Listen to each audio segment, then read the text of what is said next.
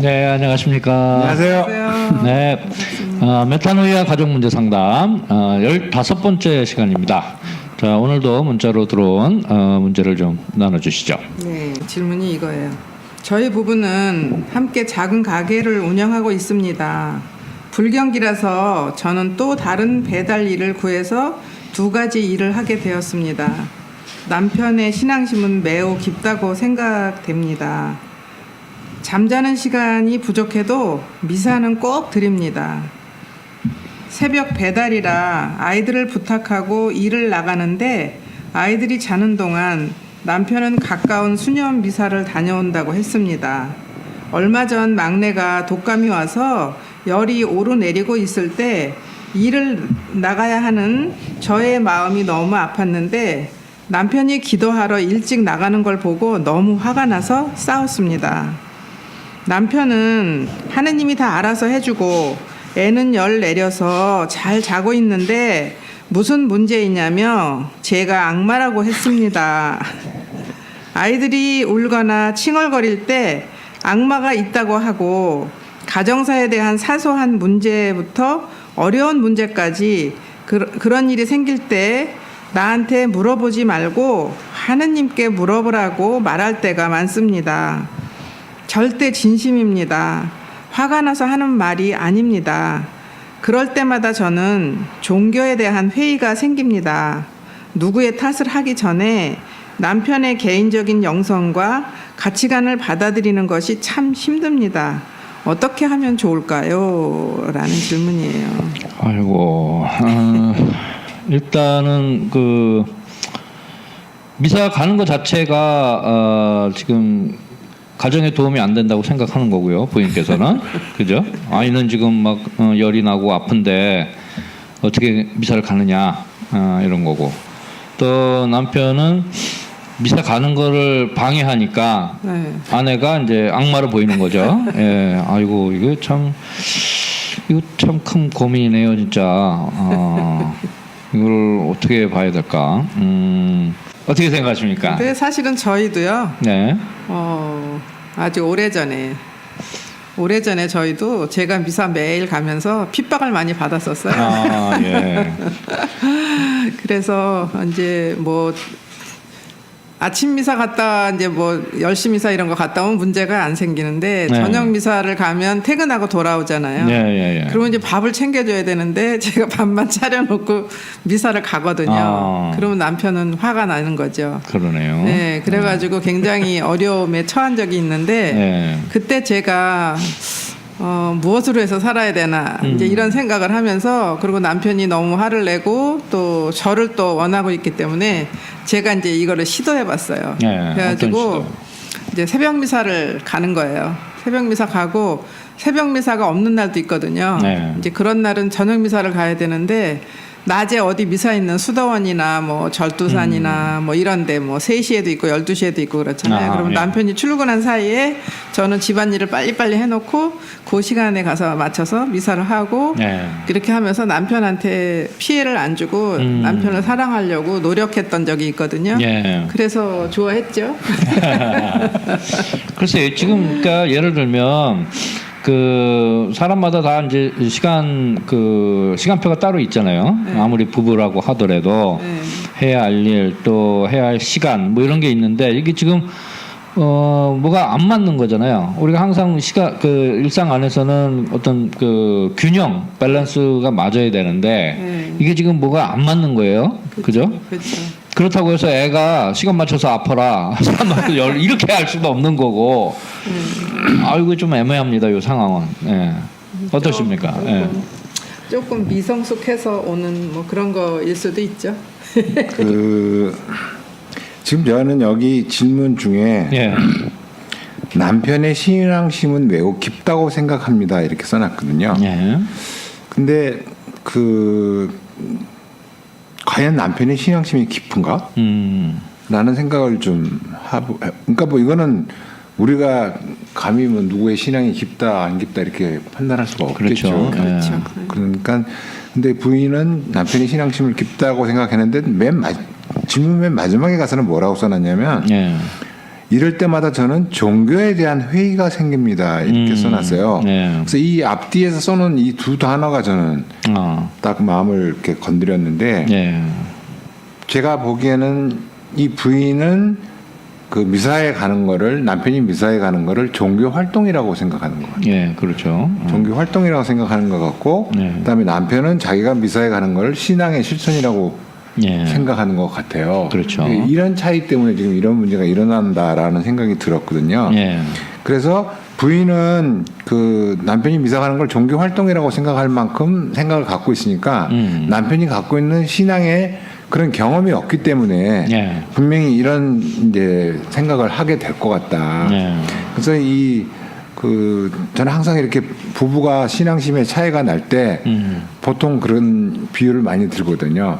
그러니까 신앙심이 앞에 더 깊다고 생각하는 사람이 예를 들어서 뭐 하느님을 태양이라고 비유해서 예. 태양을 향해서 열심히 달려가는 발걸음이라면 예. 신앙이 깊은 사람은 앞서 있고 그다음에 깊지 않은 사람은 뒤에 따라간다라고 생각하면 예. 앞서간다고 생각하는 사람이 뒤를 돌아다 볼 거란 말이죠. 예. 그리고 빨리 와 빨리 따라와 이렇게 얘기할 거라고. 예. 그러면 그 사람은 뒤따라오는 자기 부인의 이 정수리를 보게 될 거다. 예. 그다음에 자기가 신앙심이 깊지 않다고 생각하는 부인은 이렇게 바라볼 때 남편의 뒷모습을 바라볼 것이다. 예. 근데 여기서 문제가 생긴다. 예. 근데 진짜 중요한 거는 두 사람 다 그 상대편의 머리를 볼 게 아니라 뒷모습을 볼 게 아니라 하나님을 바라봐야 된다. 야. 그러니까 부인은 이 문제를 어떻게 절충해서 해결을 볼 거냐 이렇게 생각할 게 아니라 이 부인이 정말 남편만큼 그런 신앙심이 생기도록 하느님을 잘 바라봐야 되겠다. 예. 그래서 뭐 신앙심이라는 게 자연스럽게 이렇게 생기는 게 아니잖아요. 예. 자, 하느님께서 이렇게 우리 마음에다 심어 주셔야지 생기는 거니까 예. 부인이 해야 될 역할은 내 마음속에 우리 적어도 내 남편 같은 그런 신앙심이 생기도록 도와주세요라는 예. 기도가 필요할 것이다라는 생각을 해야지 될 것 같고 예. 그다음에 그 남편도 부인한테 악마라니 뭐 이런 소리를 할 게 아니라 진짜 하나님을 잘 바라보고 참된 신앙의 실천은 구체적인 가정 안에서의 그 행위다라는 생각을 하고 미사에 가는 것도 중요하지만 정말 가족들을 더 많이 사랑하기 위해서 좀 더 가정 일에 또 뭐 자기 직업에 또 충실하는 것도 필요하지 않겠는가.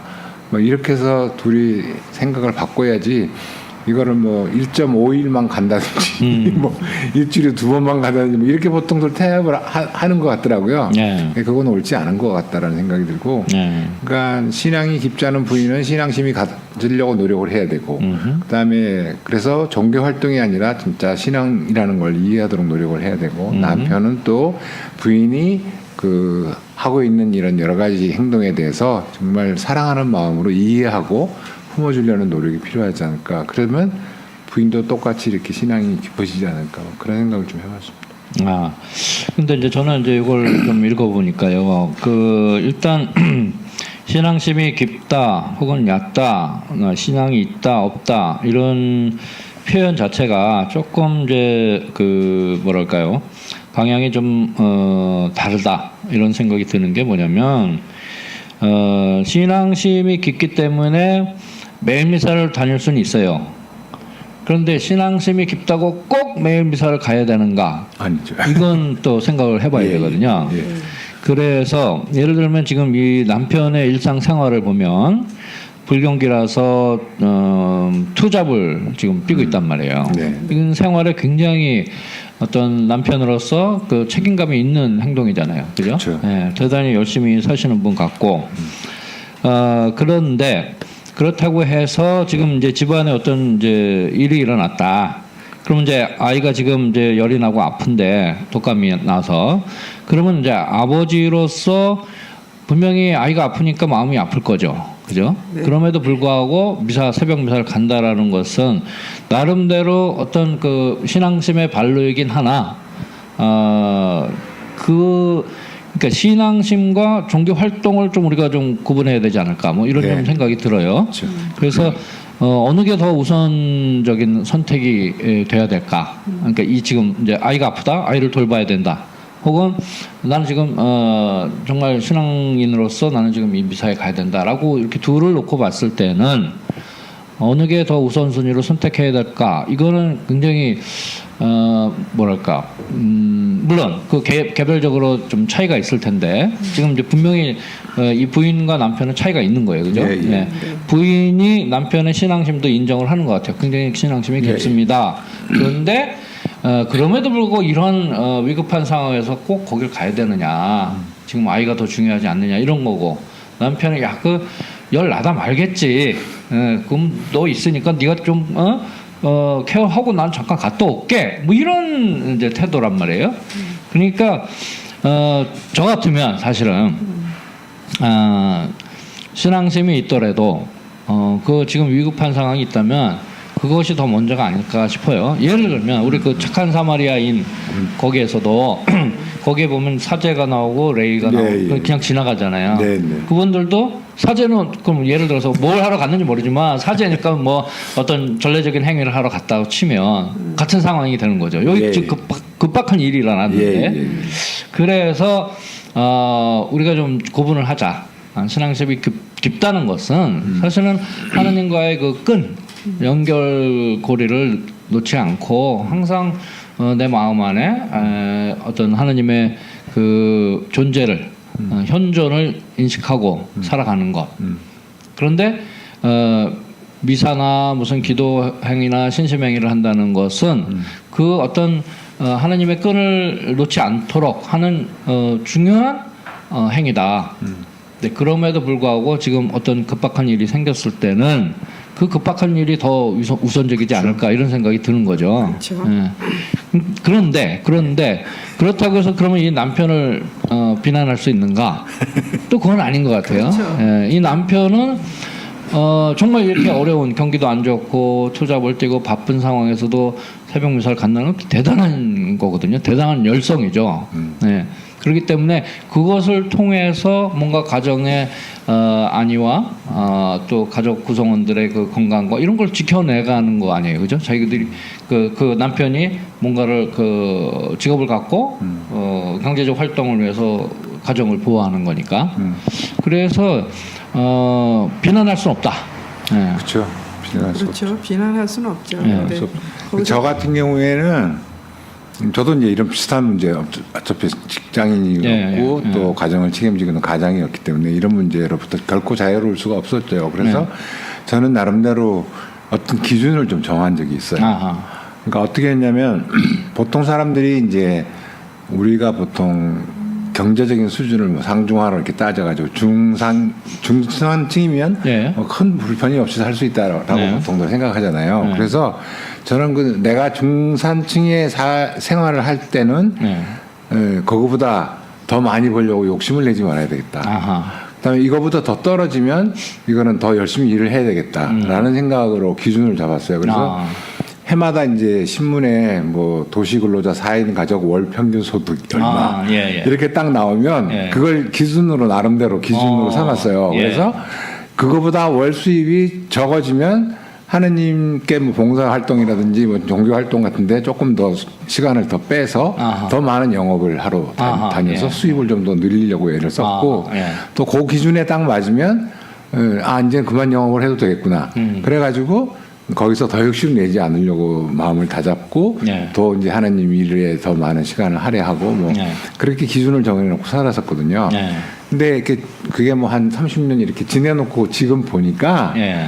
한 번도 그 밑으로 떨어진 적이 없었어요. 예. 그래서 우리 회사에 있는 이제 경리를 보는 여직원이 예. 이때까지 쭉 같이 이렇게 회사에서 근무를 하고 있는데 저보고 항상 그러는 거 참 신기하다고.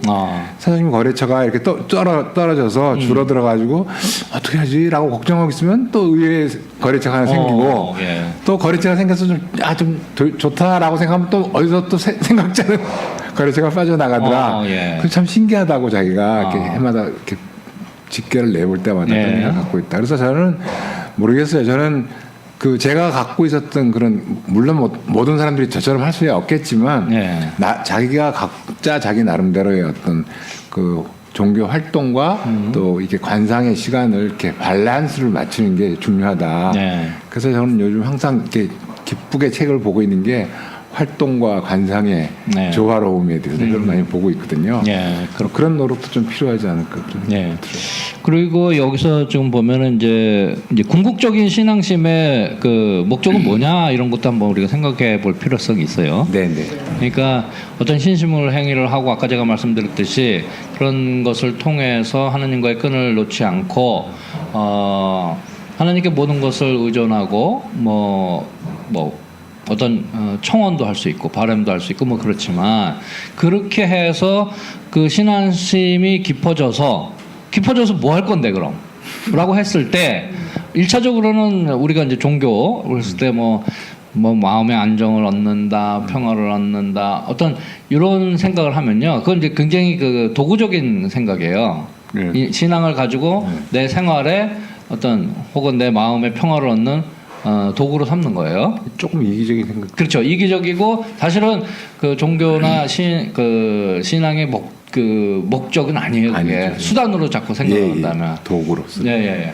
그래서 그 신앙심을 가지고 무엇을 할까가 중요한 거거든요. 그렇죠. 사실은. 예. 그래서 우리가 이제 하나님을 믿고 뭐 예수를 따른다라고 했을 때도 그래서 그 신앙심, 그 믿음을 가지고 뭘 할 거냐라고 했을 때 항상 우리의 방향은 내가 아니라 이웃이거든요. 이웃이죠. 예. 예. 그럼 여기서도 지금 이제 남편은 예. 그 신앙심이 깊다면, 진정으로 깊다면 그런 종교적인 활동이 아니라 예. 그 활동은 제가 아까 말씀드렸듯이 나의 그 신앙심을 깊게 하고 하느님과의 끈을 놓지 않고 하느님께 의지하고 그러면 그 상태만 봤을 때는 굉장히 중요한 건 맞아요. 맞는데 그러한 신앙심을 가지고 신앙심 아주 그냥 깊다, 돈독하다. 그래서 뭘 할 거냐가 중요하거든요. 그랬을 때 그러면 이제 보면 그 신앙심이 있고 아주 그 투철한 신앙의 정신으로 뭘 할까 그랬을 때는 일단 내 주변에 있는 그렇죠. 긴급한 상황에 나를 투신해서 도와주는 것 이게 가장 중요한 거거든요. 그렇죠. 그래서 이제 우리가 보통 이제 사랑의 이중계명 이런 표현 쓰잖아요. 하느님 사랑과 이웃 사랑. 네. 사실은 거기 삼중계명이에요. 나에 대한 사랑도 있거든요. 거기서부터 출발해야 돼요. 그러니까 나에 대한 사랑이 나를 사랑하라라는 것. 그런 이제 좀 표현이 그래서 좀 이기적인 생각이 들면 안 되고요. 네. 그러니까 너의 이웃을 사랑하는데 너 자신처럼 너 자신을 사랑하는 것처럼 사랑하라 이렇게 표현이 나오잖아요. 네. 그랬을 때 너 자신을 사랑하는 게 뭐냐라고 했을 때 이기적인 게 아니라 내가 누군가 나의 존재가 누군가 하느님의 자녀로서 또 인간으로서 그 인간의 존엄성을 얘기하는 거거든요. 그래서 내가 이렇게 존엄해서 내가 하느님 자녀로서 당당하게 인간으로서 대접을 받아야 된다. 거기서부터 이제 비롯되는 거거든요. 그렇죠. 예. 그러면 그렇듯이 너 주변에 있는 한 인간도 그렇게 사랑해야 된다는 거예요. 그래서 삼중계명이 되는 거예요. 그러면 여기서 이제 좀 단순화시켜서 신앙심, 그래서 하느님 사랑, 우리 인간 그 하느님과의 나의 끈을 놓지 않는 그거라고 친다면 하느님 사랑과 이웃 사랑은 같은 계명이라고 이렇게 표현을 하거든요. 예. 그러니까 이해 못지않은 계명이 있으니 이런 표현이 있어요. 하느님 사랑과 이웃 사랑이 같다. 그래서 그러면 이제 하느님 사랑이라고 뵀을 때 하느님 우리 눈에 보이지도 않고 들리지도 않고 만질 수도 없어요. 근데 그거 하느님께서 아시는 거예요. 그걸 존재가 달라요. 네. 그래서 내 이웃을 사랑하는 것이 곧 나를 사랑하는 거다 이렇게 알려주신 거거든요. 네.